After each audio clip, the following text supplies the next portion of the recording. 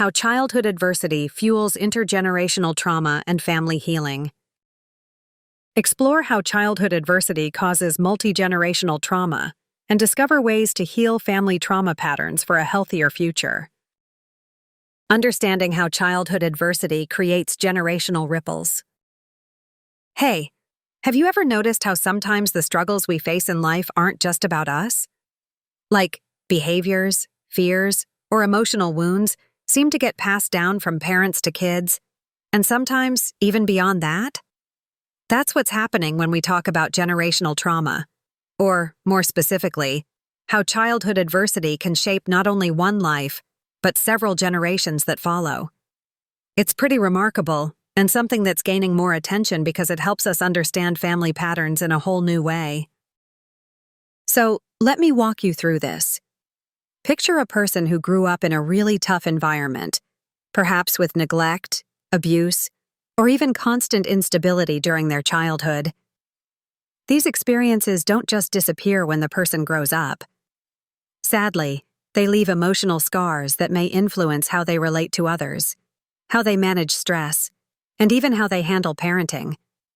Now, when they have kids, those unresolved traumas can show up in the children's emotions or behavior, even if the kids never went through the same tough experiences directly. This is where terms like family trauma, inherited trauma, or intergenerational trauma come into play. They describe how trauma can be passed from one generation to the next, sometimes consciously, sometimes without anyone really realizing it.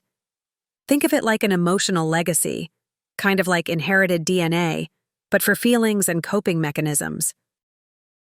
And it goes further than just family stories.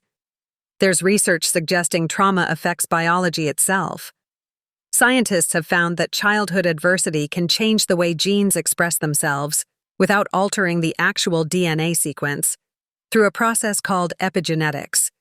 This means that the impact of trauma doesn't just live in memories or behaviors, but can be biologically embedded and influence descendants' health and stress responses.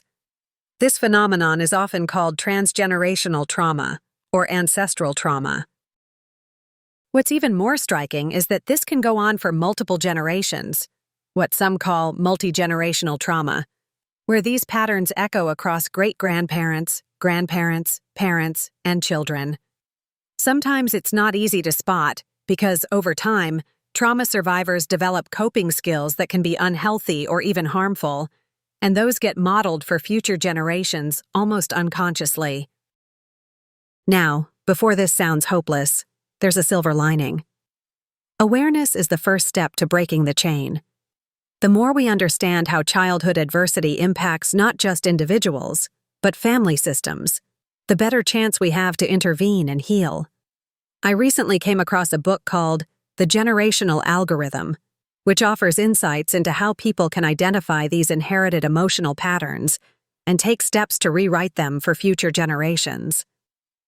It's a powerful read if you want to explore practical ways to move past the scars left by family trauma. If this sounds like something you or someone you know might benefit from, you can buy it now on Amazon and start learning approaches that can foster emotional freedom and healing across generations. At the end of the day, understanding how something as complex as childhood adversity impacts generations isn't just about unpacking the past. It's about empowering ourselves and our families to create healthier, more resilient futures. It's proof that even though trauma can be inherited, so can hope and change. Thanks for hanging out with me today to chat about this. If you've noticed patterns in your own family or in those around you and want a way forward, checking out resources like the Generational Algorithm might just be what you need.